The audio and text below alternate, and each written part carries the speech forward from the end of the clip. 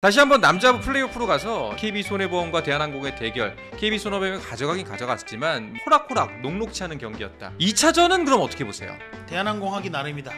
저는 2연승으로 사실 끝날 것 같습니다.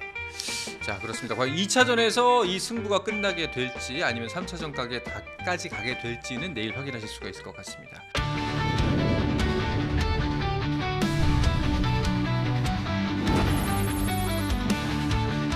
자, 뭐 여자부 이야기는 한 이쯤에서 하도록 하고 남자부로 넘어가 보도록 하죠. 남자부는 이제 어제 한 경기를 치른 상태입니다.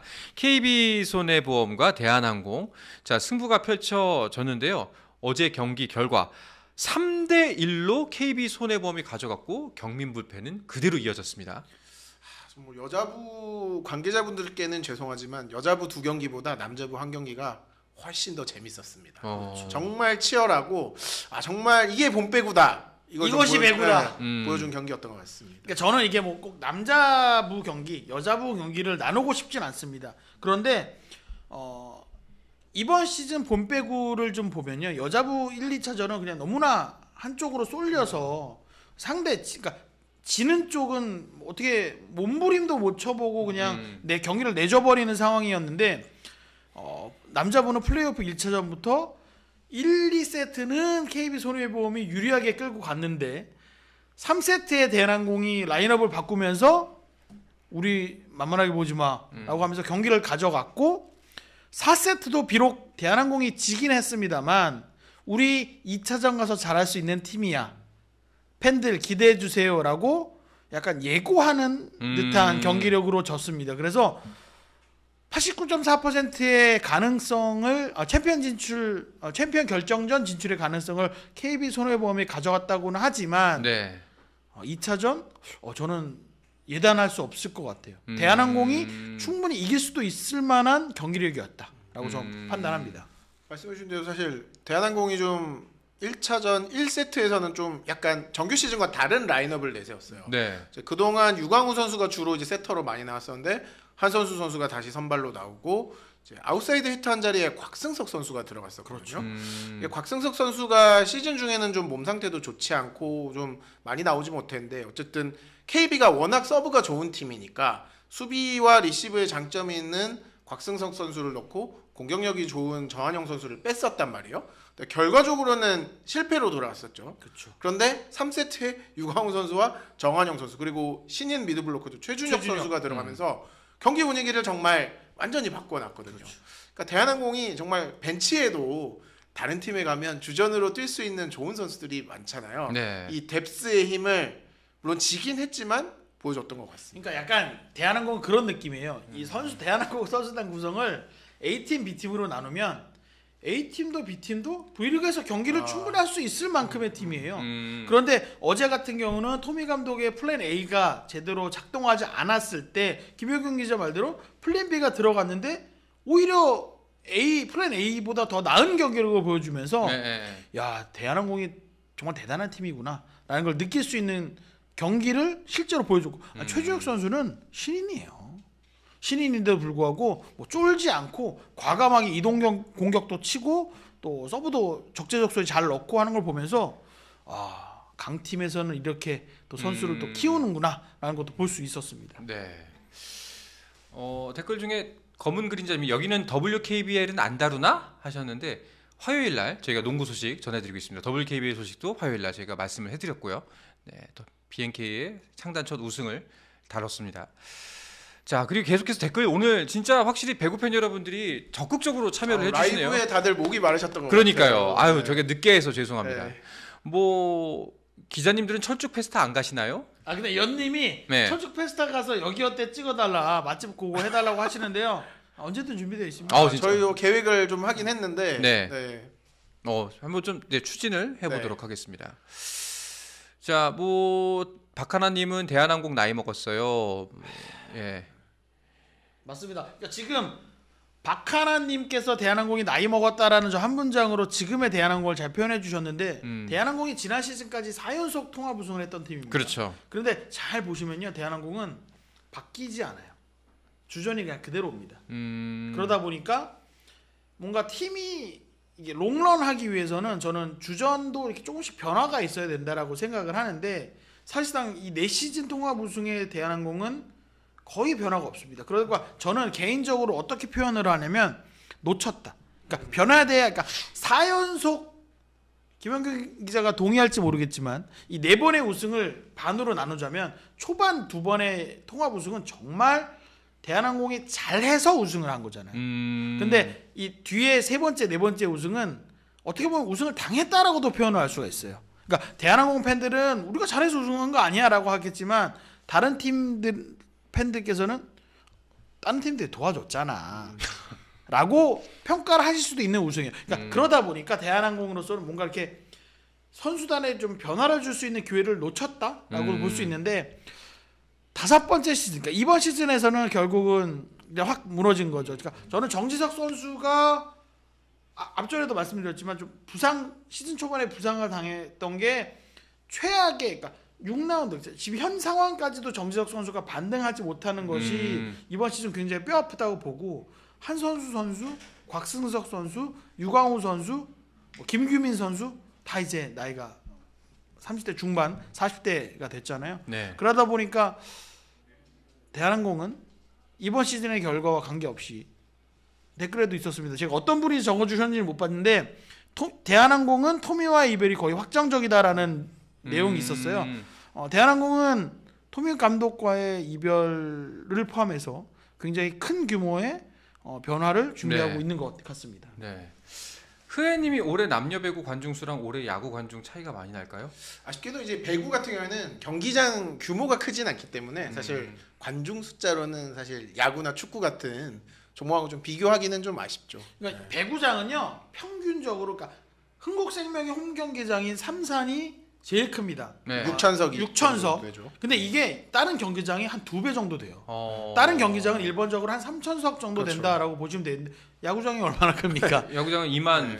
그리고 상대적으로 축구장은 또 얼마나 더 큽니까? 네. 그렇기 때문에 배구 종목에 관중이 많냐 적냐라고 하기보다는 그래도 꾸준하게 오고 계신다라는 거에서 의미를 둬야 되지 않을까 싶습니다.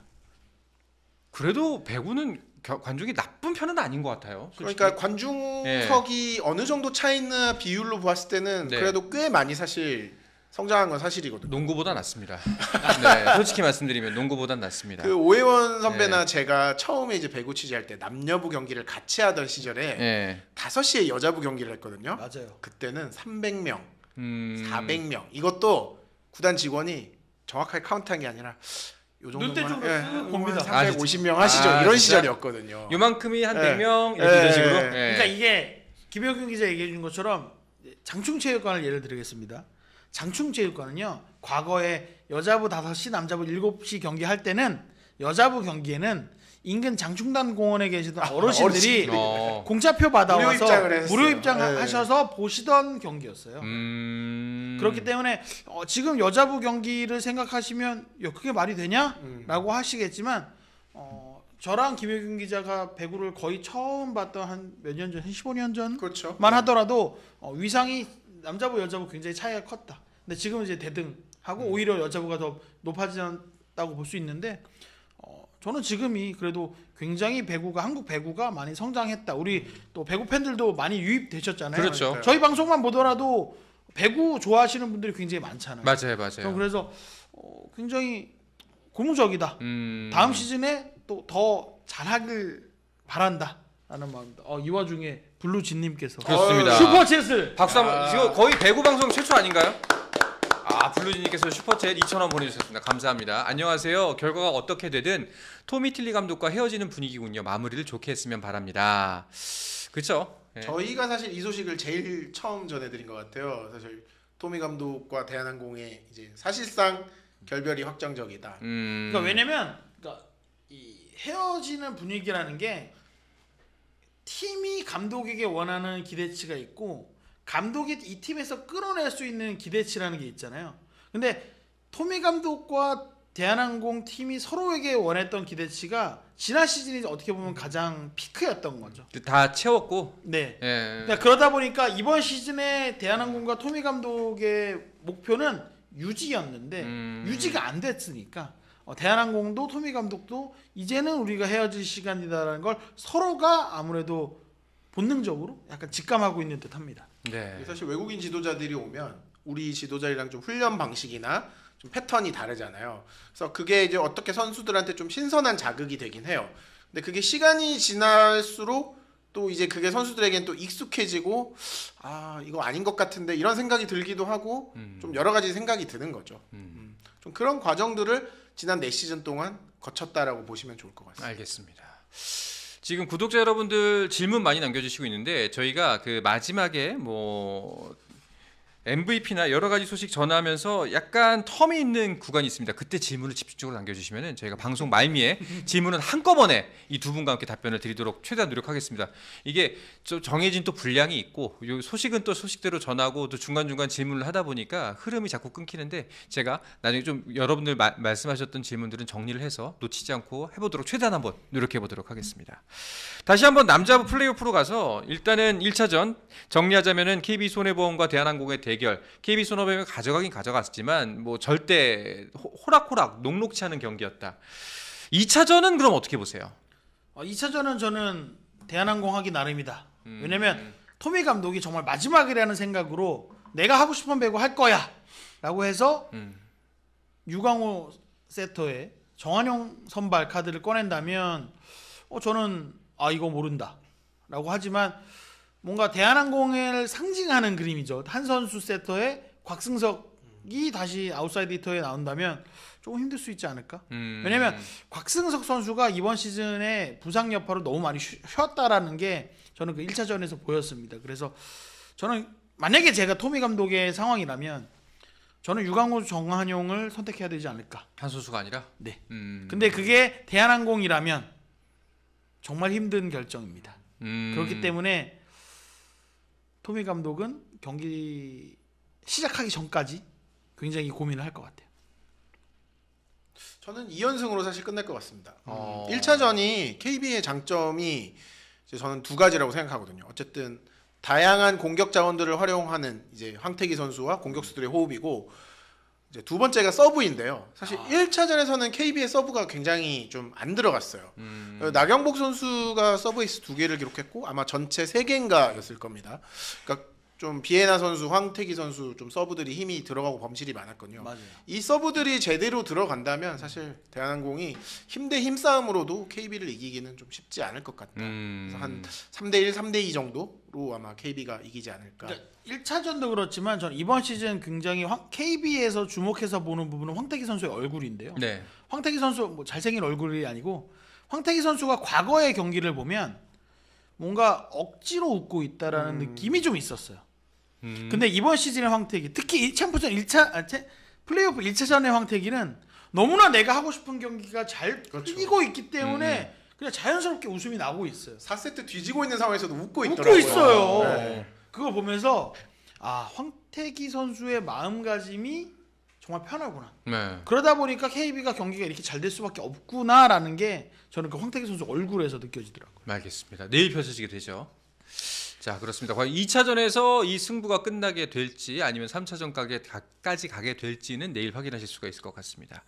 아까 잠깐 이야기가 나왔었는데 사실상 챔프전이 시작되면 FA인가? 끝나면 FA인가? 네, 끝나고 나서 FA잖아요. 그러니까 이제 슬슬 이제 이야기가 나올 때가 됐지 않습니까? 네. 예, 이제 스몰 뭐 이제 FA 선수들은 대충 정해져 있고 그리고 이제 이 선수들이 어디로 갈지가 관건인데 뭐 혹시 은근히 나오는 이야기들이 있나요?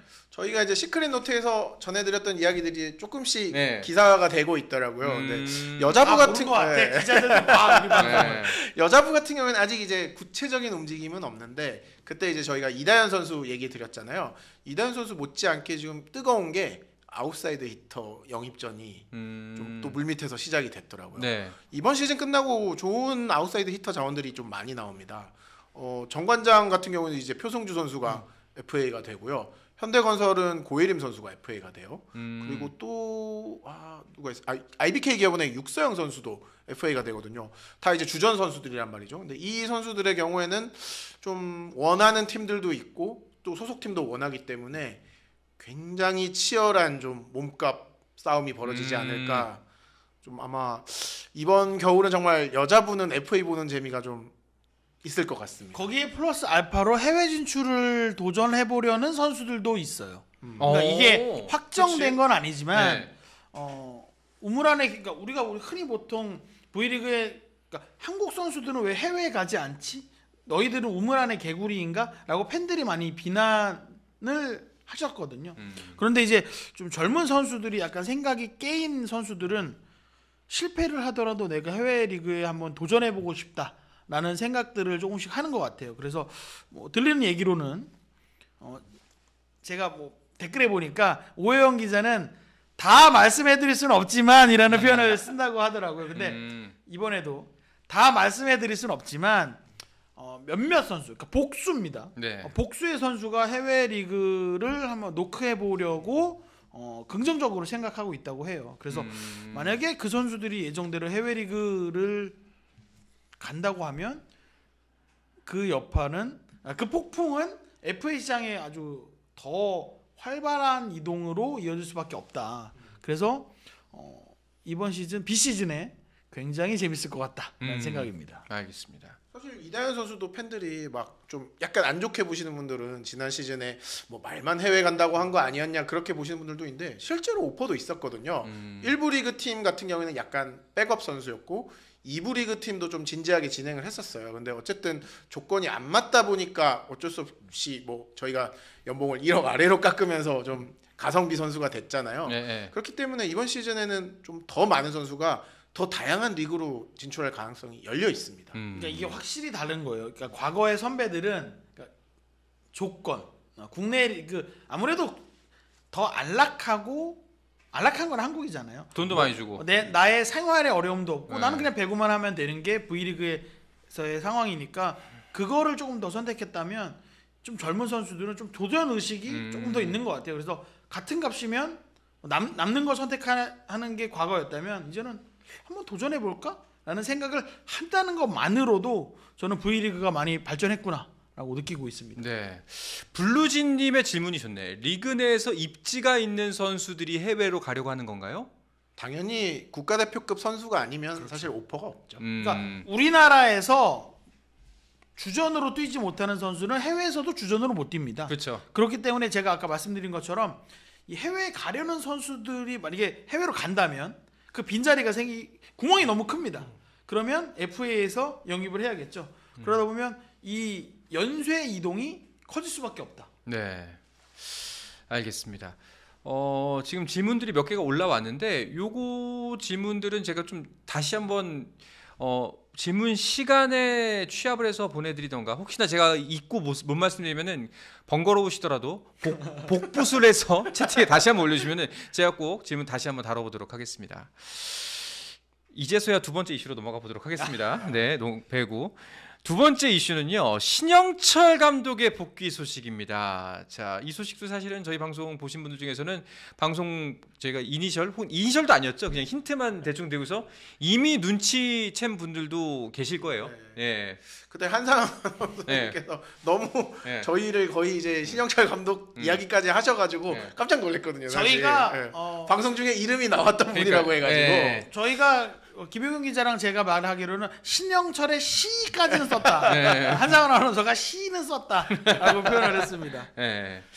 사실 그 지난주에 이제 오기노 감독이 저희 방송 나간 날 갑자기 그렇죠. 라이브가 아니었기 때문에 저희는 이제 오기노 감독 위태위태하다. 그리고 아마 이번 시즌이 마지막일 것 같다라는 말만 했는데 바로 그날 사퇴를 선언하면서 약간 좀 우리끼리는 나갈 때까지 민폐를 끼치는 사람이 죄송합니다. 진상을 드렸는데 나갈 때까지 그러나 했거든요. 그러니까 사실 구단에서도 오기노 감독이 정규리그 마지막 경기를 하고 나서 스스로 자진 사퇴를 발표를 하리라고는 예상을 못했다고 합니다.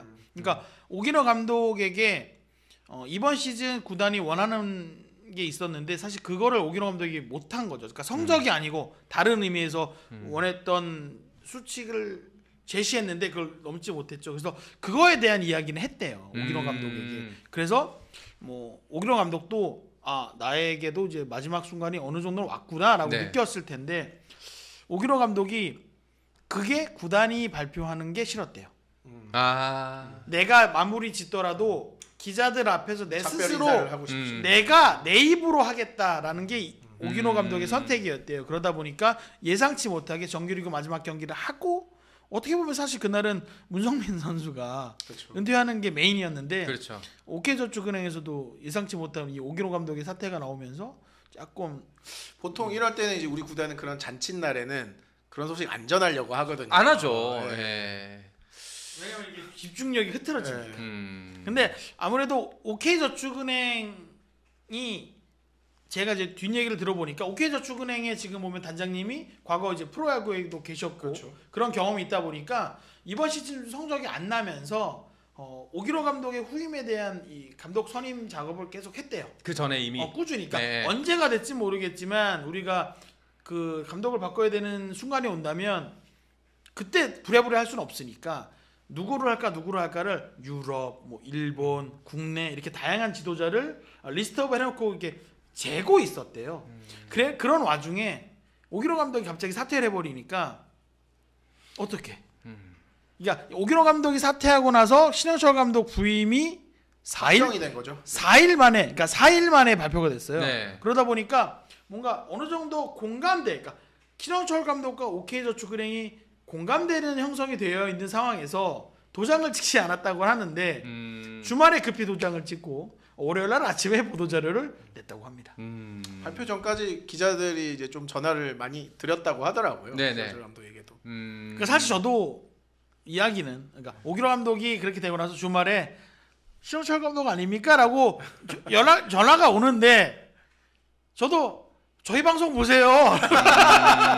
라고 정도만 얘기를 드렸지 누구라고 이렇게 말 못했거든요. 근데 전반적으로 OK저축 그러니까 OK저축은행이 아니라 이번 시즌 V리그 남자부는 외국인 감독들이 대세였잖아요. 그렇죠. 그런데 외국인 감독이 교체된다면 그리고 그 후임으로 국내 지도자라면 뭐 누가 생각해도 1순위는 신영철 감독이었으니까 뭐 OK저축은행으로서는 가장 먼저 어떻게 보면 감독 드래프트 그런 거에서 1순위로 일지망이었을 거다. 그렇죠. 아마도 이제 감독이 공석이 됐었을 때 OK에 선택할 수 있는 선택지 중 일지망이 그래도 국내 감독이라면 신영철 감독이었을 거다. 사실 신영철 감독이 뭐 국내에서 지금 OK 전까지 4팀을 맡았었잖아요. 네. 그래서 이제 OK는 아직 신영철 감독을 쓰지 않았었거든요. 그렇다면 어떻게 보면 자연스러운 수순이었죠.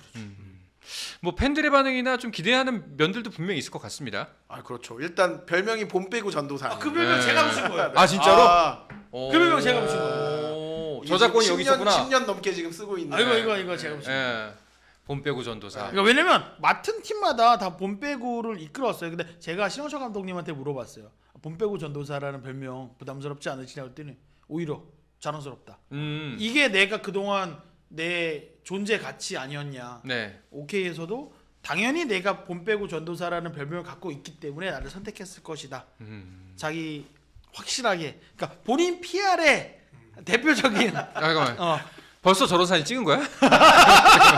이게 이제 기사가 네. 그 단독 기사가 나왔는데 그 다음 몇 시간에서 공식 발표를 했거든요. 이미 사진을 찍었던 거죠. 이제. 벌써? 네. 야. 그러니까 준비는 되어 있었다. 네, 많이 좋으신가 보네.